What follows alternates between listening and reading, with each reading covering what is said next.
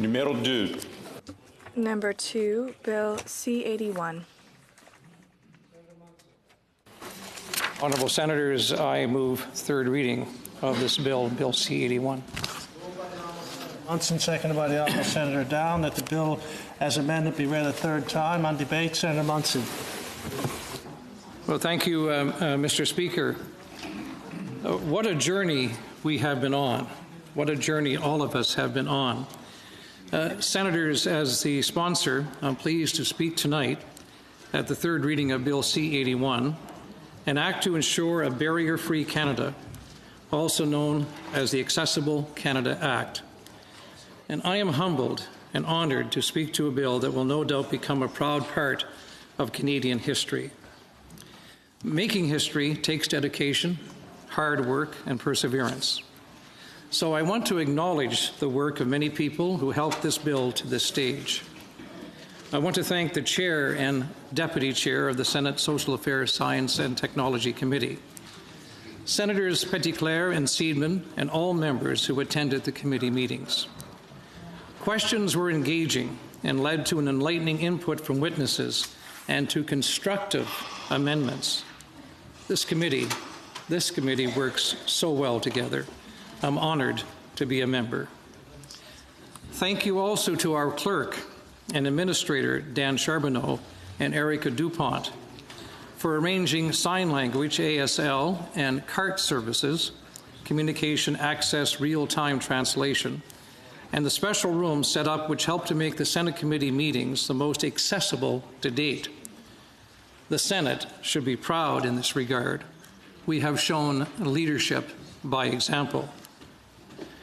I also want to acknowledge the incredible work of the Minister of Public Services and Procurement and Accessibility, Carla Qualtrough. She and her team have shown great leadership on accessibility, and I can confidently say that C-81 enjoys widespread support due to their efforts. But most importantly, I want to recognize persons with disabilities, stakeholders, and organizations who all play a crucial role in accessibility in Canada. They have all invested tremendous work and energy into this historic bill, ensuring that it reflects the priorities of persons with disabilities. Their contributions have been instrumental in getting the bill in its amended form to this stage. Thank you for sharing your personal experiences and stories with us. I know it takes courage. We could not have done any of this without your involvement and expertise, and some of those folks are here in the Senate tonight. Senators Petitclerc and Seidman gave excellent speeches at the report stage of the bill last week, summarizing the amendments that were adopted at committee. So I will not go over the amendments and details again, but I do want to highlight some important testimony. Over the course of our committee hearings, we heard repeatedly that the time for an Accessible Canada Act is now. Canadians facing barriers to fully participate in their workplaces and society told us, and are still telling us, to pass this bill into law. Here is what Bill Adair from Spinal Cord Injury Canada and with the Federal Accessibility Legislation Alliance, or FALA, told us at committee, quote, "What people are telling us across the country who are participating with FALA is, we want the bill, give us something to work with.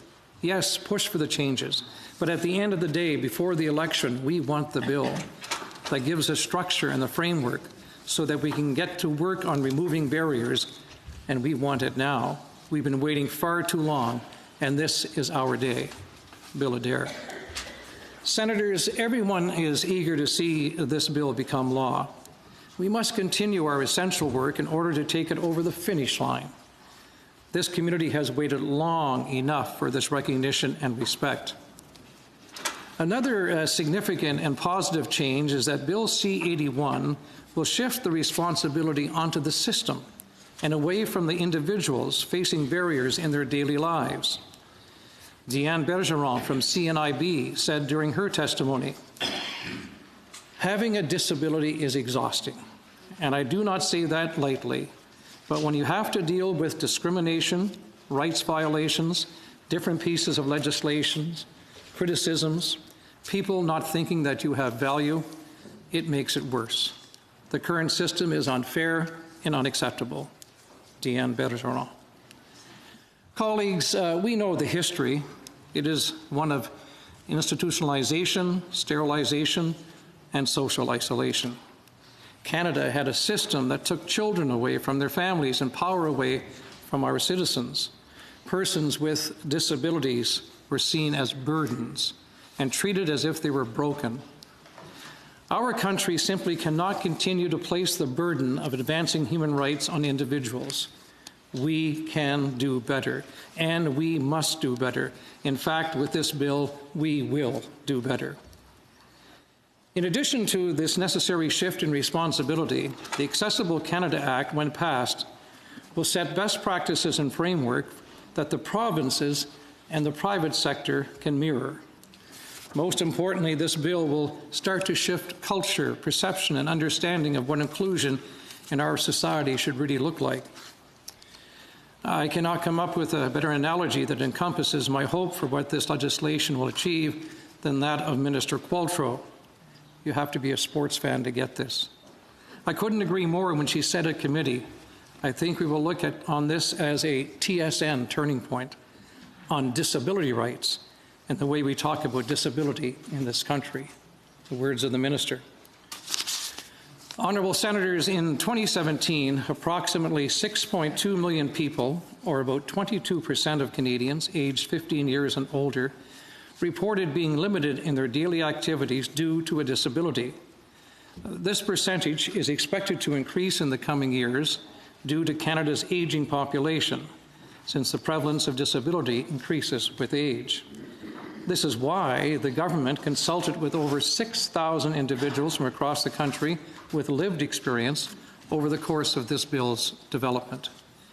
And they have continued to be consulted, included as witnesses and experts at committee, so that we can use their knowledge and their experiences to help drive the change needed for a better tomorrow. One of those witnesses was Stephen Estey from Nova Scotia from the Council of Canadians with Disabilities. This organization helped facilitate some of these consultations. Mr. Estey gave us a good summary of what that meant. He said, to talk to Canadians with disabilities about what they wanted in this legislation, we had a chance to talk to over 1,000 people across the country. We had 22 separate consultations in towns and cities across the country. We had telephone consultations. We had internet consultations. We really spent a lot of time trying to figure out what people wanted to see in this legislation. It's an important thing for us to be involved with. We have really appreciated the opportunity and the support that we have had to be able to do that. Stephen Estey. This is what inclusion looks like, Honourable Senators. Consultation, collaboration, cooperation, and real input from real-life experience. I know that finer points of the bill have been outlined to you many times, including myself. But I do want to talk again about the Canadian Accessibility Standards Development Organization. The landmark importance of the CASDO board membership aligning with the community's mantra of nothing about us without us. Think about it. Because it's the board membership who will be responsible with their own lived experience in making regulation, making standards. I've always said this, that you need to be in the room when it comes to communications. Well, it is just as important in policy making. You need to be in the room to make a difference and to influence change. In this case, CASDO will set regulations that will lead to better results for people in this country. And I hope it reoccurs in other areas of policy development. Applying a disability lens is crucial in moving forward. When Barbara Collier, Executive Director of Communications Disability Access, explained in her testimony at committee that her organization and what the organization represents, her list included people with or affected by cerebral palsy, autism spectrum disorder, Down syndrome, learning disability, fetal alcohol syndrome, cognitive and intellectual disability, acquired brain injury, aphasia after a stroke, dementia, head and neck cancer, Lou Gehrig's disease or ALS, Parkinson's disease, and multiple sclerosis. Senators, these are common conditions. It made me realize again that we will all face barriers to fully participate in society at some point in our lives. This is legislation that will affect us all, though, in a positive way. We learned at committee that many wheels are already in motion in anticipation of the bill coming into force. Job postings are already online for the Chief Accessibility Officer and the CEO and board of CASDO. In fact, the Canadian Accessibility Standards Development Organization is expected to open its doors this summer. We know that the organizations responsible for accessibility have taken advanced steps towards planning regulations. In fact, CTA, the Canadian Transport Agency, has already released their first draft accessibility regulations. Committee members gave the bill, along with its adopted amendments, a deserved, thorough study, and with considering the time constraints that we're involved in dealing with this. I know that many of these amendments came right from the community, witnesses and organizations, and I think we should pass the bill with these changes and let the other place do their jobs and reflect on our amendments. This is the process of our democracy, of our parliament. We all need to move swiftly. I will say it again, an Accessible Canada Act is a long overdue recognition for human rights equality for 6.2 million Canadians. That's 1 in 5 Canadians. The 2017 Disability Survey also indicated that of the approximately 1.5 million Canadians with a disability aged 15 to 64 who are unemployed, approximately 654,000 could be potential candidates for work in an inclusive, discrimination-free, and an accommodating labor market. Senators, yes, there is a business case for inclusion. There is a huge untapped talent pool that could help to improve Canada's shrinking labor market. As I mentioned, the spirit of collaboration on this bill has been and continues to be exceptional. I am always an optimist. So over the course of study and consultations, it became obvious that the removal of barriers is universal in scope and understanding. Together, our society is ready to take this step, the first of many towards a fair and equal opportunity society. The momentum is with us. Colleagues, I am proud of C-81. I am proud of the amendments made at committee. We need to send the amended bill to the other place this week so that we can receive it back in time to do what Canadians have been asking us to do through testimony, letters, emails, and phone calls. Give Canada a framework toward being barrier-free and accessible for all. This is the time, colleagues. This is their time. And it's our opportunity to help make this happen, to be on the right side of history. I will close tonight with some words from the great Jean Vanier, the master of inclusion. As you know, he passed away last week at the age of 90. At a 1998 Massey lecture entitled Becoming Human, he said, "As we become more conscious of the uniqueness of others, we become aware of our common humanity. We are all fundamentally the same. We are all fundamentally the same, no matter what our age, gender, race, culture, religion, limits, or handicaps may be."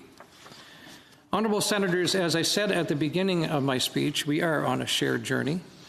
And what we have discovered on this journey is a new path of inclusion, a path where, as they say in the disability community, nothing about us without us. I recognize we haven't satisfied everyone. That's the way it is when you're building something we've never had before, a Canada without barriers. But we have done our job. We have discovered more about each other. We have captured the meaning of empathy. We have amended the bill. We recognize there will always be next steps, but this step is a step into a more inclusive society. Thank you very much.